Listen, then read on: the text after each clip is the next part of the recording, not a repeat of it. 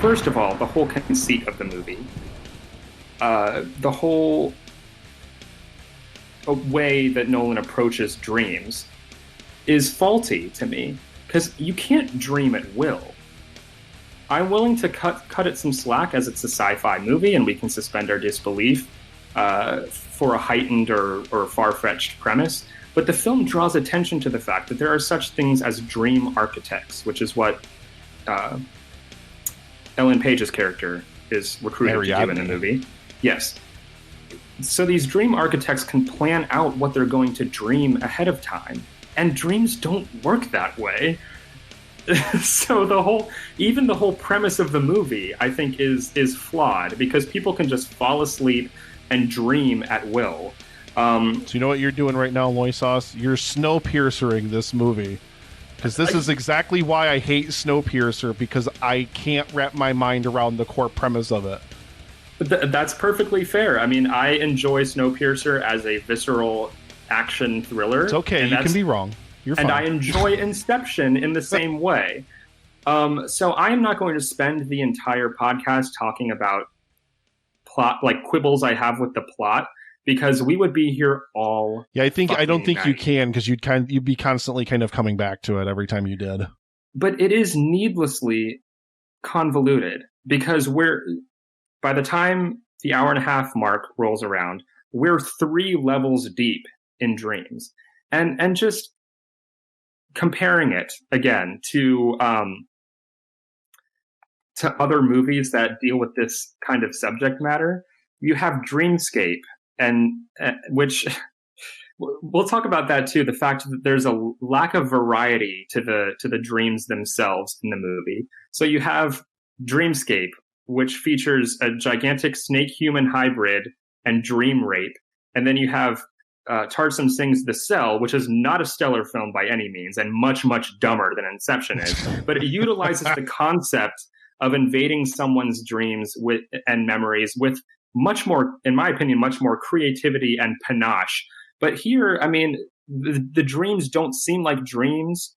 Usually when you dream, you know, like here, there's no nightmares, there's no horror, there's no latent sexuality, there's no wish fulfillment, there's no tranquility, there's no beauty. It's the same scenario over and over again. Here's a shootout in a rainy city street. Here's a shootout in a hotel hallway. Here's a shootout on a snowy mountain.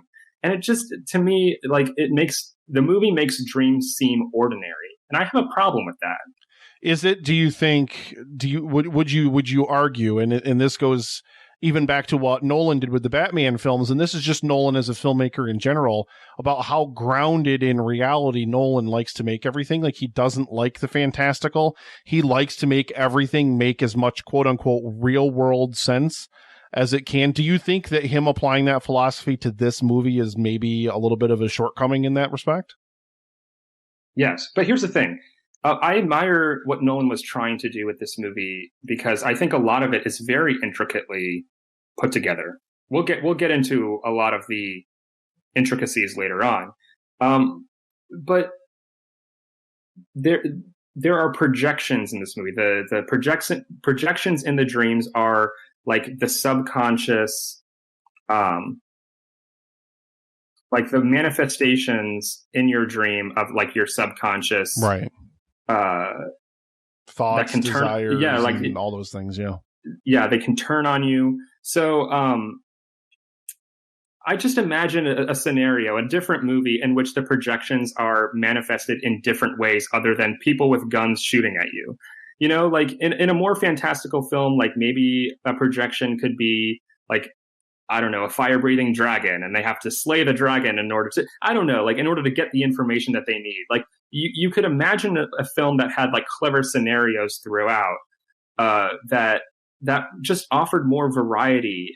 We're dealing with the entire world of dreams. You'd think there would be more imagination at play, and thusly, like the characters in the movie have very muted reactions to the dreams too. Like I understand, like I suppose when you're in a dream, the fantastical may seem commonplace, But you have scenes in which like the city is folding in on itself, and like there's a part where a marketplace just starts spontaneously exploding everywhere. Yep. And there's just very little sense of awe or wonder in the characters. Like in the audience, we have a sense of like, wow, that's a really neat visual. But it seemed like that's all the movie really offers. It is shots that Nolan thought would look excellent in a trailer, but in the movie, it just doesn't seem like it. It just seems like the dreams don't really feel like dreams aside from a couple trippy visuals. You know what I mean? You think one of these characters would at least have some kind of sex dream or something happen other than, oh no, we're being shot at. It's the same scenario again and again. And I think that stems from that rule that Nolan kind of implements in The Thing. It's that you can't draw attention to the target, the person that you're trying to extract from. You can't draw attention to the fact that they're within a dream. It's a huge plot point, in fact, in when they're trying to do Inception, when they're taking and going through the dream levels with Fisher, wherein they can't. He wants to run this gambit called Mr. Charles, which essentially, as Joseph Gordon-Levitt's character explains, is a gambit which is designed to turn the dreamer against their own subconscious, wherein he will basically reveal to them that they're in a dream and try to use that and turn them against them, and then utilize and bring Fisher in, and to try to further the goal of Inception. So I think that's maybe Nolan's way of trying to explain his way around that. I feel like that's maybe Nolan's way of trying to be like, okay, I get that dream space is this infinitely creative landscape where you could literally paint anything on it. Like, here's a dragon over here, and here's a river made of fire, and here's all these other fantastical elements. But as soon as you start introducing those things, then you, as the dreamer or whatever, you're going to immediately know, okay, I'm in a dream because there's a dragon made out of water that's eating the sun, or something like that. I mean, I see what you're saying. I would love it if you take these tools, you take this sandbox, and you put other directors in it. I would love to see what a more fantastical director would do with these tools of this shared dreaming kind of thing. And like, think about like a disconnected franchise sort of concept almost, where it's all these different things that take place within similar universes, but they never intersect, so you don't have to bring the same casts back or whatever. Where you have like, here's like this crazy fantasy version of it, and then you could throw those fantastical elements in there. I don't know. For me, I get it. Believe me, because I carry.